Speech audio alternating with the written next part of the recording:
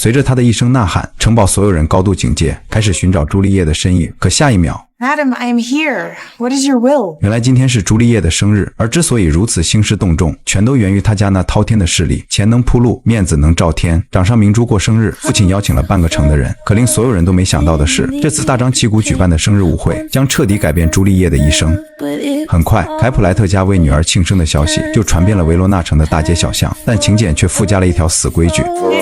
Out of the house of Montague, come and crush a cup of wine. 蒙泰古家族与凯普莱特家族是维罗纳城最有势力的两大家族，两大家族之间的世仇常年引发冲突，甚至扰乱了城市的正常运转，连当地的亲王都难以彻底平息他们的纷争，所以不邀请对方也在情理之中。但在蒙泰古家族中，蒙泰古的独子罗密欧却天生反骨，不仅从不掺和帮派纠葛，还时常把爱与和平挂在嘴边。 Alas, the love whose view is muffled still should without eyes see pathways to its will. There's much to do with hate, but more with love. 而就是这样一个纯爱少年，当下却陷入了爱情的困扰。他前段时间接触了一个女孩，可对方根本不理解他关于爱情的形容。不仅如此，对方还是个不婚主义者，这让罗密欧觉得这个世界上根本就不存在完美的灵魂伴侣。可表哥班里奥却说 Be ruled by me.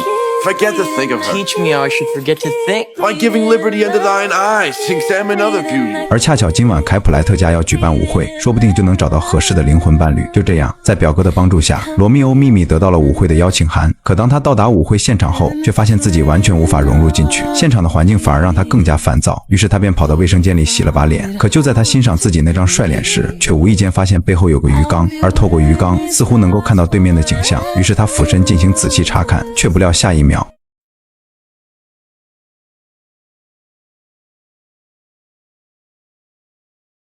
这一刻无需多言，一眼即是万年。而怦然心动的罗密欧连忙询问对方的名字，却不料对方奶妈突然出现，并将女孩带离了房间。罗密欧见状也追了出来，这才看到女孩正和别的男孩跳舞，而男孩则是父母给朱丽叶找的舞伴。罗密欧看到这一幕，倒也没觉得不高兴，反而一直欣赏着朱丽叶的舞姿。而当他察觉到对方也在看自己时，罗密欧确信对方和自己一样产生了好感，这或许就是他一直期待的爱情吧。于是他偷偷靠近朱丽叶，趁着对方舞伴没留意，他猛地一把将朱丽叶拉了过来，接着就为自己的行为道歉。I profane with my unworthiest hand this holy shrine that gentle scent is this. My lips, two blushing pilgrims ready stand, smooth that rough touch. 但朱丽叶却否认了他的说法。 Good pilgrim, ye do wrong your hand too much, which mannerly devotion shows amiss. For saints have hands that pilgrims' hands do touch, and palm to palm is holy palmer's kiss. 这样的回答让罗密欧十分意外，对方不仅听出了他话里的隐喻，还对此有更深的见解。这一瞬间，他有种罗密欧遇到朱丽叶的那种感觉，于是他忍不住想要亲吻对方，但母亲却突然出现了。Romeo, take me somewhere we can be alone. I'll be waiting. All there's left to do is run. You'll be the prince and 可浪漫的时刻总是短暂的，奶妈很快便找到了朱丽叶，并把她带回了母亲的身边。而当罗密欧见到朱丽叶的家人时，他整个人瞬间愣住。 Is she a Capulet? His name is Romeo, and he's a Montague, the only son of your great enemy. 二人一时间都有些不知所措，刚刚点燃的爱情火苗，转眼便迎来了暴风骤雨。谁也没料到，命运竟如此戏弄他们。恰好这时舞会散场，好友麦古西赶紧拉着罗密欧撤退，可两人却迟迟未回过神，他们眼里满是不舍和迷茫，谁也说不清下一刻会怎样。毕竟他是蒙泰古家的少爷，他又是凯普莱特家的公主，这场一见钟情似乎从开始就注定走向遗憾。不仅如此，朱丽叶的表哥泰伯特也看到了罗密欧的身影。 I will withdraw, but this intrusion shall, now seeming sweet, convert to bitter as gall. 可上车后的罗密欧却猛然惊醒，他不顾同伴的呼喊跳下车，转身奔向朱丽叶家的庄园，随后顺着藤蔓爬上了2楼花园。而几乎同时，朱丽叶也来到了花园，对方和他一样，正为这突如其来的爱情感到烦恼。于是罗密欧便决定先听听对方的想法。 But thy name that is my enemy. Thou art thyself, though not a Montague. What's Montague? It is not hand, nor foot, nor arm, nor face, nor any other part belonging to a man. Oh, be some other name. What's in a name? That which we call a rose by any other word would smell as sweet. So Romeo would, were he not Romeo called, retain that dear perfection which he owes without that title. Romeo, doff thy name, and for thy name, which is no part of thee, take all myself. I take thee at thy word. 就这样，两人一起跌进泳池。在看到对方是罗密欧后，朱丽叶从刚刚的惊吓转为担忧。她知道一旦被父亲的手下发现，罗密欧就会丧命于此。Let them find me here. My life were better ended by their hate than death broken. 感受到罗密欧炽热的爱意后，朱丽叶再也忍不住思念，随后与罗密欧热情地拥吻起来。但回过神后的朱丽叶却开始有了患得患失的感觉，这一切来得太快了。她担心罗密欧只是一时兴起，她的爱没有任何的保障。Does thou love me? Lady, by yonder blessed moon I vow that tips with silver. 虽然罗密欧信誓旦旦地发誓保证，但朱丽叶还是制止了事态的进一步发展，直到罗密欧也以同样的方式让朱丽叶发誓此生只爱他一人。这一刻，朱丽叶确信自己找到了懂她的灵魂伴侣，对方用自己爱人的方式爱着自己，没有比这更好的爱人了。但幸福的时光总是短暂的。奶妈第3次打断了两人不得不就此分开。可朱丽叶早已芳心暗许，要和这样无比契合的灵魂结婚，而罗密欧心中也充满了期待。但此刻的恋人不得不短暂的告别。恋人约会就像孩子放学前的时光一样，令人无比的兴奋与激动。但幸福过后的分别却让两个人十分煎熬。罗密欧深知自己与朱丽叶的结合必然得不到两家人的祝福，但为了让婚礼如期举行，罗密欧一大早便跑到了当地的教堂，请求神父能为二人主持婚礼。待到二人领了结婚证后，再选择与家族摊牌。而在欧美等国家，私定终身的人得不到神父的祝福，是不具备法律效应和民间认可的。这样的婚姻注定被人耻笑。Young men's love then lies not truly in their hearts, but in their eyes. 可当罗密欧告诉神父自己的结婚对象是凯普莱特家族的独女朱丽叶时，神父的态度立马来了个180度大转弯。因为要是这两大家族联姻，肯定能解决他们之间的世仇，当地的老百姓也能过上太平日子。 Come, young waverer, come, go with me. In one respect I'll thy assistant be. For this alliance may so happy prove, to turn your household's rancor to pure love. 得到神父的应允后，罗密欧马不停蹄地赶到海边，他准备将此事告诉给班里奥与麦古西。可还没等罗密欧开口，朱丽叶的奶妈就找到了罗密欧，她要好好的替朱丽叶把把关。 For the lady is young, and therefore, if you should deal double with her, truly it were an ill thing, and very weak dealing. 罗密欧听出奶妈话里的深意，为避免奶妈再继续猜测，罗密欧直接说出了要与朱丽叶结婚的消息。从罗密欧坚定的眼神中，奶妈看出了他的真心，随即也露出了满意的笑容。紧接着，奶妈马不停蹄地找到了朱丽叶，将这个好消息告诉了她。朱丽叶的喜悦溢于言表，她果然没有看错人。很快，朱丽叶便赶到了约定的地点，在神圣的教堂中，她穿着一袭简约的婚纱，缓缓地走向了让她魂牵梦绕的男人，也是她将要陪伴一生的男人。而在罗密欧的眼里，此刻也只装得下朱丽叶一人。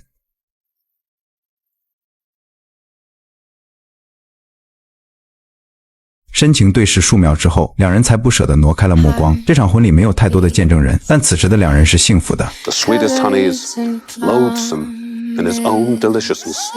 Therefore, love moderately. Romeo shall thank thee, daughter, for his boast. 这一刻，世界上多了一对幸福甜蜜的夫妻。随后，罗密欧再次返回海边，准备将未曾说出口的好消息告诉给兄弟。可没想到，就在这时，朱丽叶的表哥泰伯特居然找到了他，随后向罗密欧发起了牛仔对决。只要罗密欧应战，他们二人之中必定有一个要倒下。可罗密欧与朱丽叶的结合，让他有了新的使命。此时没必要再增添新的纷争，他要为接下来的和平做打算。 Tybalt, the reason that I have to love thee doth much excuse the appertaining rage to such a greeting. Villain am I none. Therefore farewell. I see thou knowest me not. 泰伯特根本不接受罗密欧的投降，随后对着罗密欧拳打脚踢，期望以此激怒对方拔枪。可无论罗密欧被打得有多惨，他都不愿意与对方决斗。罗密欧的退让并没有得到泰伯特的仁慈，这反而让泰伯特变本加厉。一旁的麦古西看不下去了，他丢下手枪，随后和泰伯特扭打了起来。凭借着强壮的身体，他很快便将泰伯特推倒在一块碎玻璃上。紧接着，他捡起地上的木棍，准备给泰伯特致命一击，但却被罗密欧当即制止了。而泰伯特却丝毫没有领情，他捡起一旁的碎玻璃，随后狠狠地朝着罗密欧刺去。为了不让罗密欧受伤，麦古西一把将罗密欧推开，可自己的腹部却被泰伯特划开一条大口子。在感受到自己命不久矣后，他也终于尝到了帮派斗争的恶果。But the devil came in between us. I was hurt under your arm. I thought all for the best. Plague for both your houses. No! No! 趁着众人悲痛之际，泰伯特赶紧逃离了此处。回过神来的罗密欧赶紧追了上去，他要为好友报仇。最终，罗密欧开着汽车撞翻了逃跑的泰伯特。回过神来的二人赶紧去争夺唯一的手枪，可没想到手枪还是被泰伯特抢先夺走。虽然对方拥有武器，但罗密欧却并没有产生恐惧，悲痛化为愤怒，让他敢于直面死亡。在见识到罗密欧狰狞的面目后，泰伯特被吓得连连后退。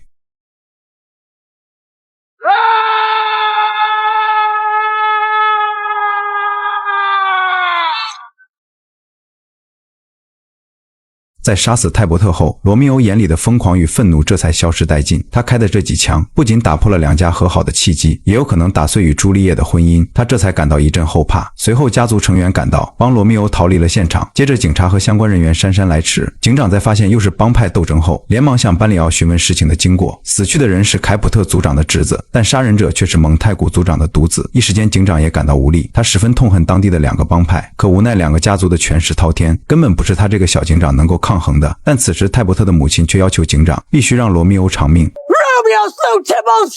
Romeo must not live! Romeo slew him. He slew Mercutio, who now the price of his dear blood doth owe. 警长深知，即便抓到了罗密欧，对方的家族也会通过提交巨额的保释金来让罗密欧免去牢狱之灾，这会让当地的警局失去公信力。于是警长干脆做出了一个大胆的决定，他给罗密欧下了一道驱逐令，只要对方胆敢出现在警察们的视线中，就会无条件的遭到射杀。这是比坐牢还要更残酷的惩罚，但这个惩罚也向两大家族表了态。而此时的罗密欧正躲在神父的家中，他十分后悔今天的行为，但事已至此，他也无能为力，只期望朱丽叶不要因此而对自己失望。很快朱丽叶的奶妈就找到了这里，在听到朱丽叶因此昏厥过去后，罗密欧痛骂命运的不公，但神父却否认了他的想法。 Thy Juliet is alive. There art thou happy. Tybalt would kill thee, but thou slewest Tybalt. There art thou happy. The law that threatened death becomes thy friend and turns it to exile. 紧接着神父让罗密欧去寻找朱丽叶，用一个丈夫的身份去安慰妻子。神父还要求罗密欧在警察们上班之前出发赶往曼多亚躲避风头，之后的日子他会等待时机来公布二人的婚讯，然后想办法让两家和解，这样他们才能幸福的生活在一起。听到神父稳妥的计划，罗密欧的情绪这才平稳了下来。随后他趁着暴雨与黑夜的遮掩，顺利地爬进了朱丽叶的闺房。灵魂的契合让他们不需要太多的言语，二人就在这样紧张的氛围下完成了彻底的结合。两人一直缠绵到了太阳升起，直到奶妈的出现才打断了二人继续腻歪。原来是朱丽叶的母亲来了。听到此消息后，罗密欧才恋恋不舍地从阳台溜走。 Juliet! 母亲很快便告诉朱丽叶一个震惊的消息，原来是父母二人决定在下周四将她嫁给州长的儿子帕瑞斯，也就是舞会上的那个男的。朱丽叶想要有自己选择幸福的权利，可父亲为了巩固自己的地位，浑然不顾朱丽叶的祈求。 Is she not proud that we have wrought so worthy a gentleman to be her bride? Not proud you have, but thankful that you have. Proud can I never be of what I ate! Thank me, no thankings! Not proud No! but back to your fine joints and slice the legs! Hear me with patience! No! Fine!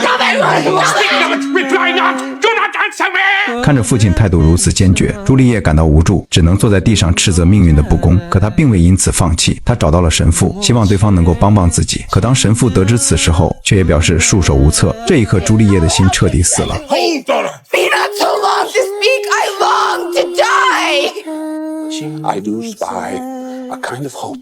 神父表示自己拥有一种毒药，可以让朱丽叶进入假死状态。之后，凯普特家族的人会将她的身躯送去家族的墓地里埋葬。待到夜深人静之时，神父会安排人将朱丽叶安全救出，随后再将她送到曼多亚与罗密欧团聚。由于时间紧迫，神父必须先给罗密欧写一封信，来告知他们的这次计划，希望对方能做出接应的准备。时间很快就来到了周三的傍晚，朱丽叶在睡前饮下了那瓶毒药，紧接着她便如计划般的那样假死了过去。很快，神父便赶到现场假意收拾遗体，而葬礼也紧锣密鼓的在教堂中举行。可令所有人都没想到的是，由于邮差的失误，导致神父的信没有及时送到罗密欧的手中。而恰巧在葬礼的现场，知晓罗密欧结婚的小弟目睹了这场葬礼，紧接着他慌慌张张地找到罗密欧，将此事告知给了对方。罗密欧满脸的不可置信。分手说不出来，蔚蓝的珊瑚海，错过从未有过的悲痛欲绝充斥着他的全身，他痛骂着命运如此的残酷。I defy you, Star!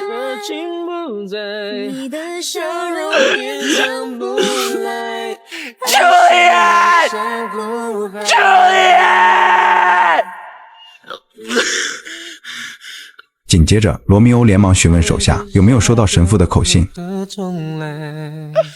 随后，罗密欧不再犹豫，驾驶着汽车准备见朱丽叶最后一面。而就在此时，那名失误的邮差出现了，但却为时已晚。罗密欧在返回市区后，直接跑到商店购买了一瓶毒药。他决定要与爱人死在一起，没有什么能阻隔两个相爱的灵魂，即便是死亡也不行。与此同时，警长收到了罗密欧返回城市的消息，他将此事通知给了两大家族，紧接着又调集了全市的警力，准备抓捕罗密欧。在警察们的步步紧逼之下，罗密欧不得不抓一个路人当作人质，就这样他才安全地退入到了教堂中。在这里，他终于看到了朱丽叶的遗体。罗密欧随后缓缓走上前，他双眼中的泪水不停地打转，直到彻底看清朱丽叶美丽的面容，他这才相信对方是因他殉情。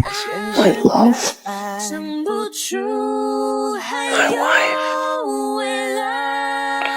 Death of the honey of thy breath hath had no power yet upon my beauty.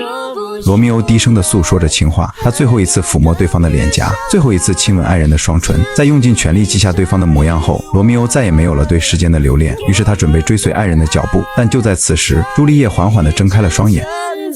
Dateless bargain. Too engrossing death. Romeo.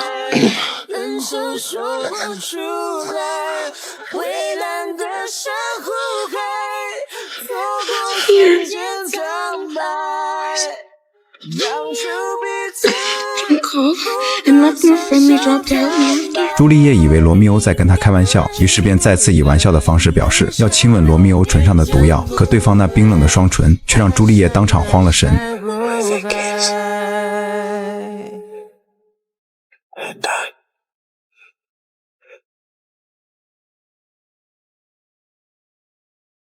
朱丽叶这才相信对方并没有欺骗自己，可眼下罗密欧已死，她已无心再去分辨是非。可就在下一秒，朱丽叶的手摸到了一个冰冷的物品，那是罗密欧的手枪。可在她的眼中，这不是冰冷的武器，而是一把能见到爱人的钥匙。朱丽叶没有丝毫犹豫，直接将枪口对准了自己的太阳穴。如果离开以后，得到的会是